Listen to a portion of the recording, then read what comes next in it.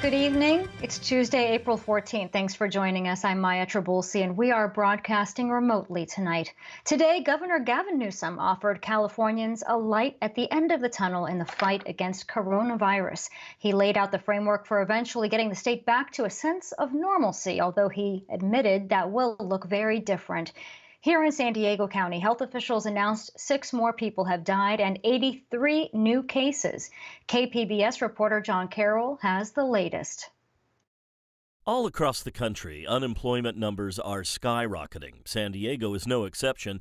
Today, the head of the San Diego Workforce Partnership announced the nonprofit has moved all their services online, and he urged out-of-work San Diegans to check out their website, workforce.org. And a major bit of philanthropy from San Diego's Lucky Duck Foundation. And in partnership with Family Health Centers, they will begin COVID-19 testing for all unsheltered individuals who are currently in the convention center. The testing will start on Thursday with 150 tests a day.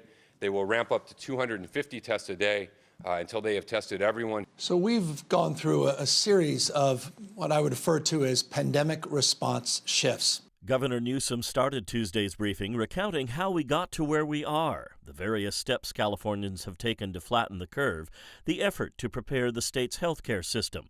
Then a pivot to the question just about everyone wants an answer to: when will the stay-at-home order be lifted? When will things get back to whatever the new normal will be? But this phase is one where science, where public health, not politics, must be the guide. The governor laid out 6 steps he says must be taken to slowly begin emerging from this crisis. First, the ability to greatly expand testing to be able to trace and track people who've been exposed.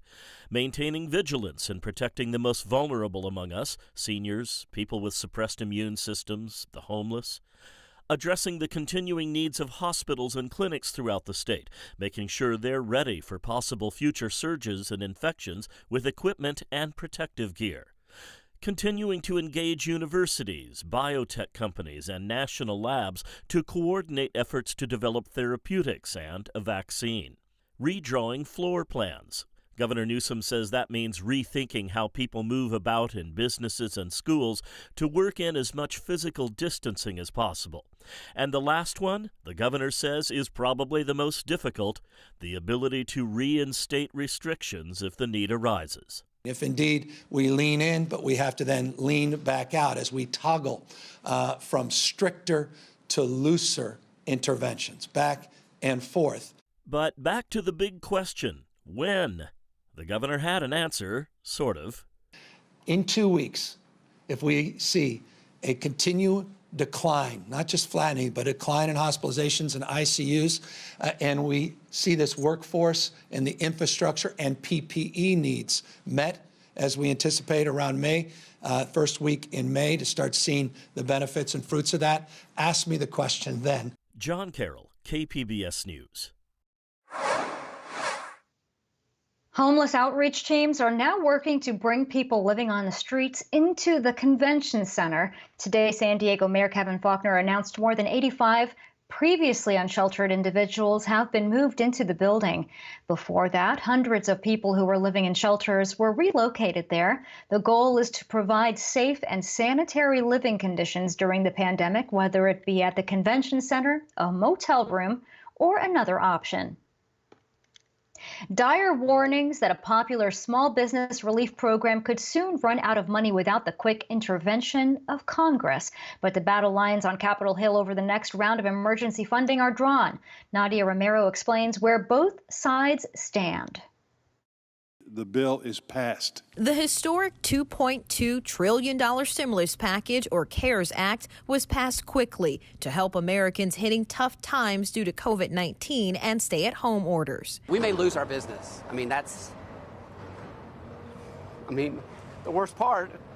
But, we could. Atlanta business owner Kevin Clark tried to tap into one part of the stimulus package, the payroll protection program for small business owners to get loans. Trump administration officials now want Congress to give an additional $251 billion before funding runs out.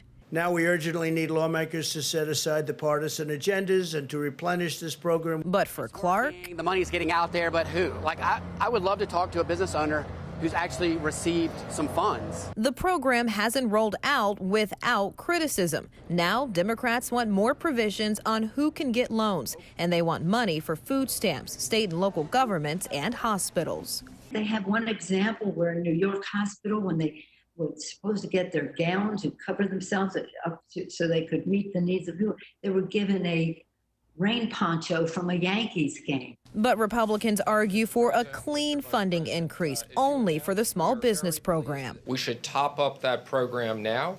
Lawmakers aren't expected back in D.C. until May 4th. In Washington, Nadia Romero, KPBS News.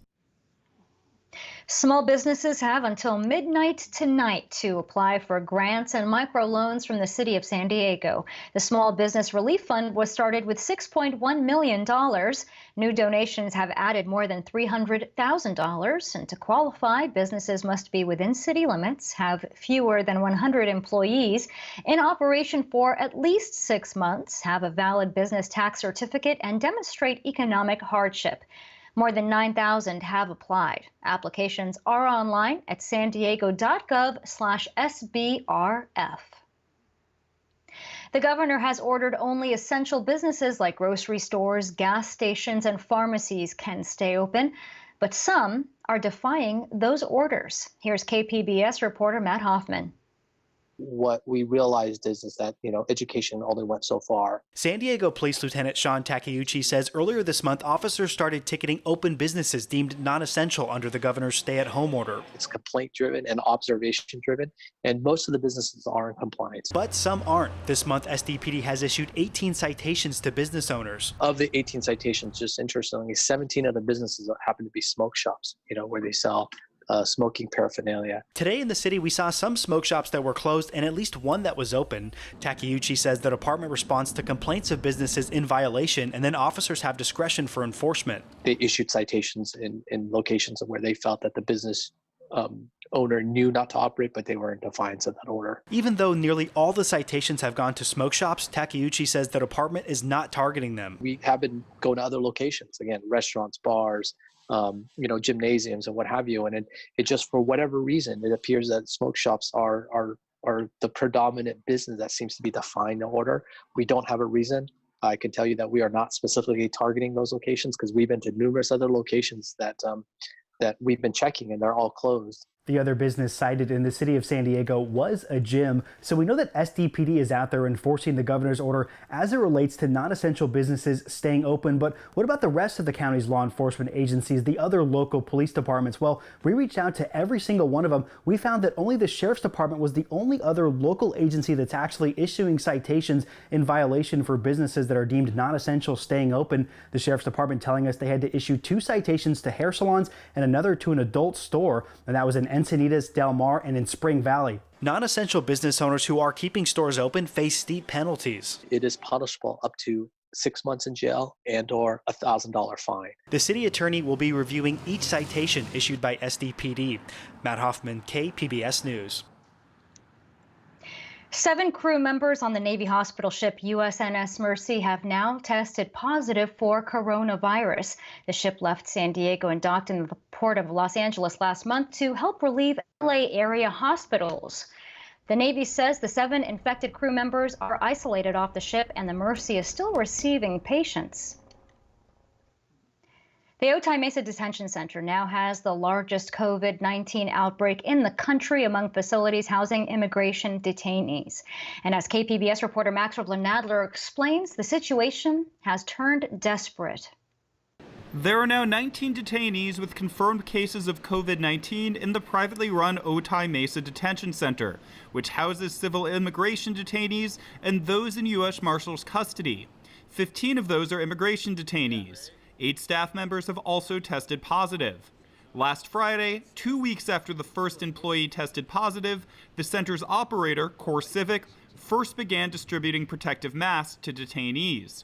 The company says its guards asked a group of female detainees to sign contracts in English that it called acknowledgement forms. Those would potentially free CoreCivic from any complications that might arise from wearing the masks. If the women wouldn't sign, they wouldn't receive the masks. The women began to protest the signing of the contract. One woman was on a phone call when she says the group was pepper sprayed. The group Pueblos Sin Fronteras posted the video of her phone call to Facebook.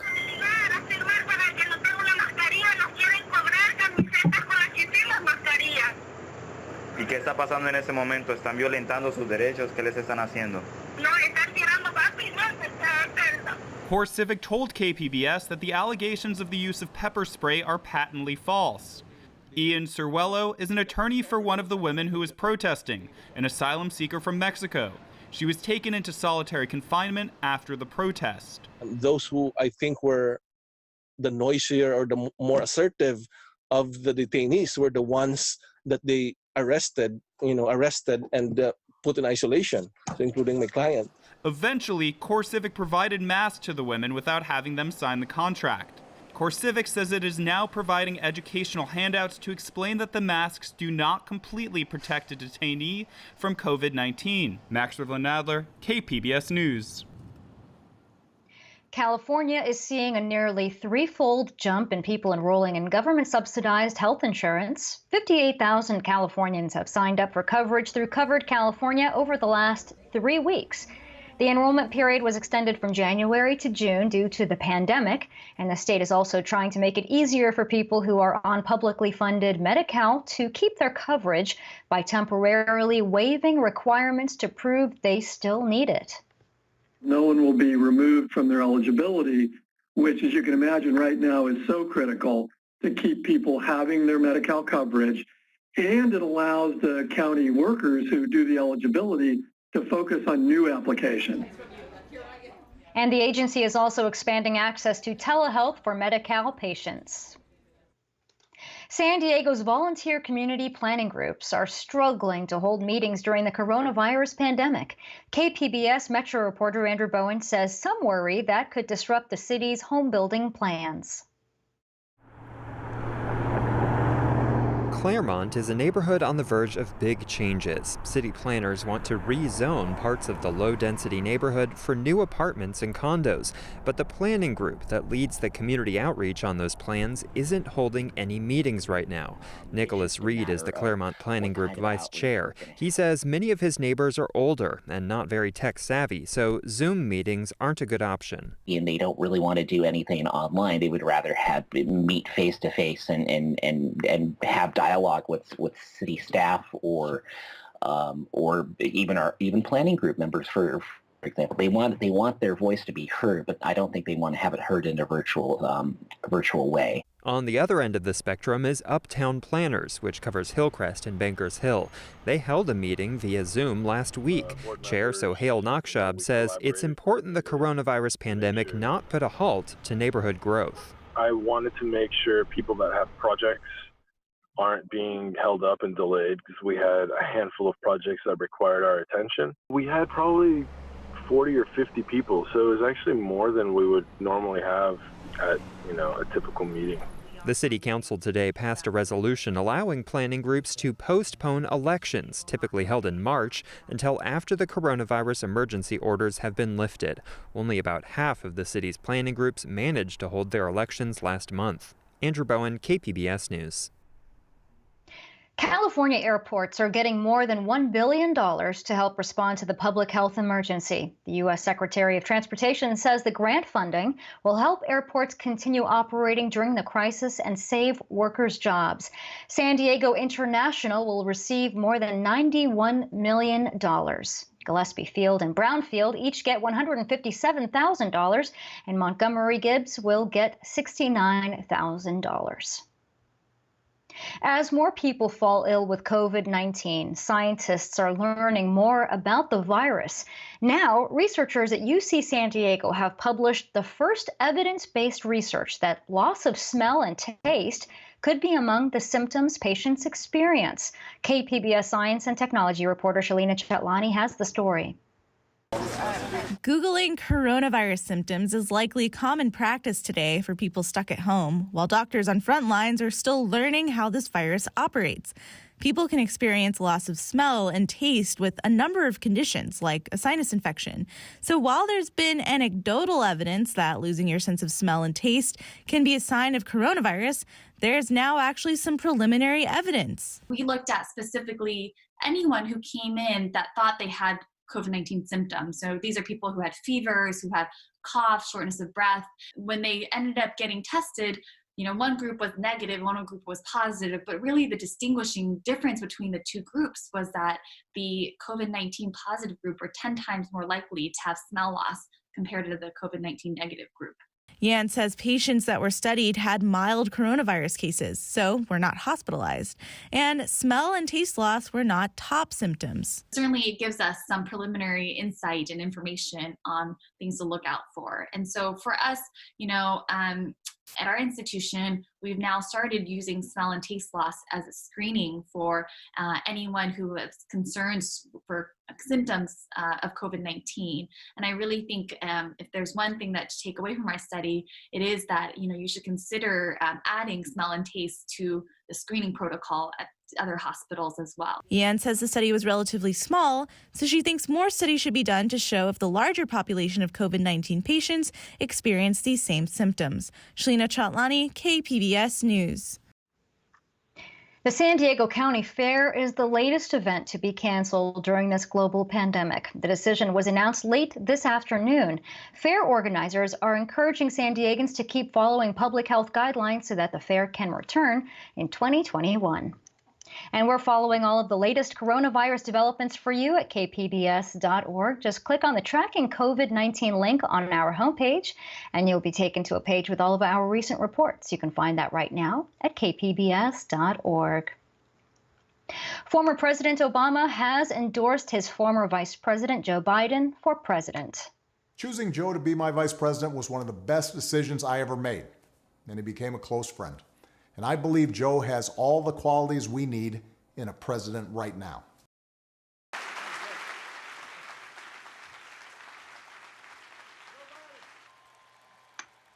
And Biden now has the support of all his former Democratic primary rivals, except for Senator Elizabeth Warren. She's expected to make her endorsement soon. And the clouds finally parted, giving us a warmer and sunny day throughout the county. But there is a chance rain could return. Mark Mancuso has your forecast. As we check out our weather headlines, a beautiful day here on Wednesday, a little warmer, lots of sunshine. Thursday, the onshore flow comes back, a few morning clouds and just slightly cooler. And then, believe it or not, another trough drops down through our area on Friday, and that could bring us some showers. As we look at our weather, well, it's been beautiful today, just some gusty winds, nice and mild. Tonight, with the flow offshore, skies will be clear, and there you see our temperatures in the upper 40s at Oceanside, lower 50s El Cajon. Borrego Springs 54, and in the mountains dipping down into the 30s. Now, as we check on Wednesday, it's pleasant. It's a sweet day, a lot of sunshine. Warmer, gentle breezes. Look at that. Glorious sunshine. There you see it here in San Diego over to Borrego Springs. Look at that, 70s and some 80s. And even Mount Laguna is up to 60 degrees. Unfortunately, guess what? Here it comes. Another upper low. That's right. That's going to drop its way down the coast. And then on Friday, it's going to turn right across our area. There it goes, cruising right along.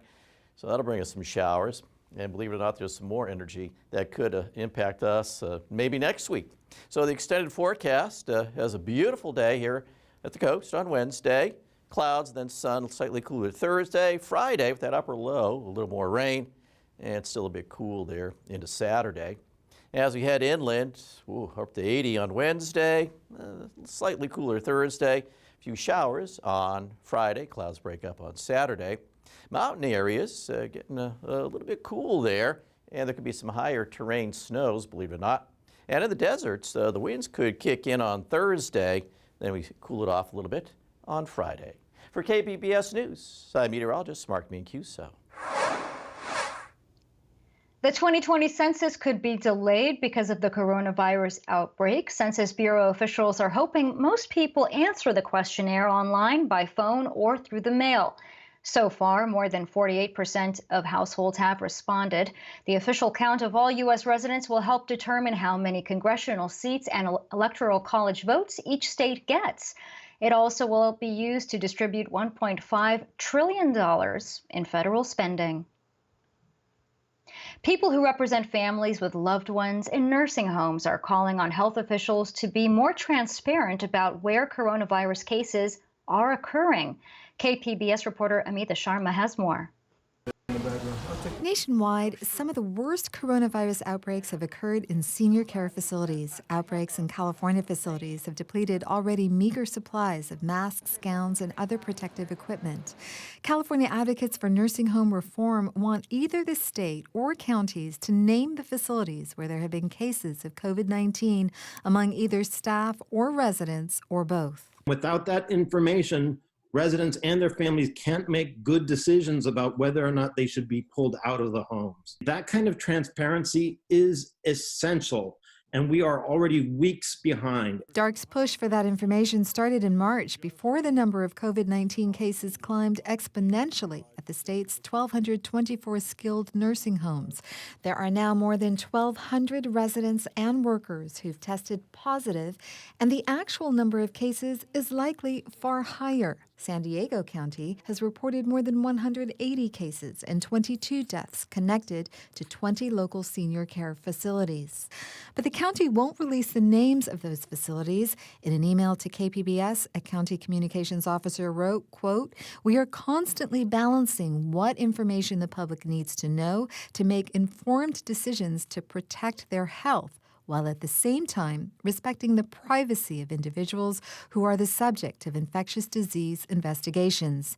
In contrast, Los Angeles County does list the names on its website of all congregate care places, including nursing homes, rehab facilities, and assisted living communities with at least one confirmed COVID-19 case. Amita Sharma, KPBS News. The VAs in Southern California have banded together to debut a faster test for COVID-19. KPBS military reporter Steve Walsh says it has helped the San Diego VA clear bed space. Jessica Wang Rodriguez runs the lab for the VA's territory, which covers Southern California, Arizona, and New Mexico. Processing tests through VA labs like this one in San Diego could take the VA up to 15 days to get results. Early on in the COVID-19 outbreak, the VA region was using a private lab, the CDC, and what she calls a homebrewed test the VA created in-house. It left a backlog of hospitalized patients in isolation waiting for test results. All the clinical care nurses and doctors have to be wearing the full protective, personal protective equipment, and that's really exhausting and quickly depleting our supply and stores of personal protective equipment. Recently, the VA region partnered with Roush Pharmaceuticals, which was looking for places to test the first FDA-approved fast test for COVID-19. They've since run 3,100 tests in 10 days. This particular test only works if you run large batches. So I think that's one of the reasons that Roche and us, we partnered together for that. They're now testing outside of this VA region called Vision 22. We certainly have some capacity. So what's happening right now is we are extending this offer to other VA healthcare systems that's outside of Vision 22. We also are testing multiple state veteran homes residents. In San Diego, faster testing has helped clear bed space inside the hospital. The VA San Diego has had 21 cases among patients, a smaller percentage than other Southern California VAs. 2 are hospitalized. Also, 12 staff have tested positive. Steve Walsh, KPBS News. If you were sick and had to go to the hospital, do you know who would take care of your pets? KPBS reporter Claire Tregeser says the San Diego Humane Society is asking people to make these plans as part of their coronavirus preparation. No one wants to think about leaving their pet behind, but especially for someone who lives alone, there should be plans for who would care for your pets.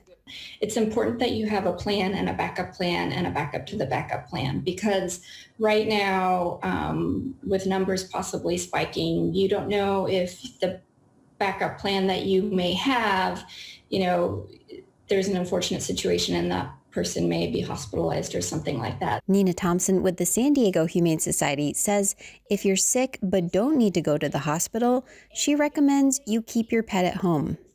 While a tiger at the Bronx Zoo tested positive for the coronavirus, the CDC says there isn't evidence that pets can spread COVID-19 to people. So they say it would be safe for someone else to take in your pet if you're sick. Thompson says if a pet owner gets sick or dies and hasn't made arrangements, the Humane Society would take the pet in. We don't want anyone to have to relinquish their pet. We want pets to stay with their families because that's where they belong and that's where they want to be. Mm-hmm. But of course, we're here as a resource if we need to. She says so far, relinquishments haven't gone up because of the coronavirus. Claire Tregesser, KPBS News. The San Diego Zoo is hosting a virtual Earth Day celebration. Right now, you can go online and find educational activities for adults and children.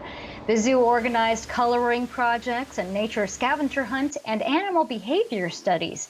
Earth Day is celebrated on April 22nd, and this year marks its 50th anniversary. An update on our top story. Today, Governor Newsom provided an outline of what is needed to reopen California. He did not set a date for when it could happen, but said to ask him again in May. Here in San Diego County, health officials announced 6 more people have died and 83 new cases. You can find tonight's stories on our website, kpbs.org/evening edition. Thank you for joining us. I'm Maya Trabulsi. Stay safe and good night.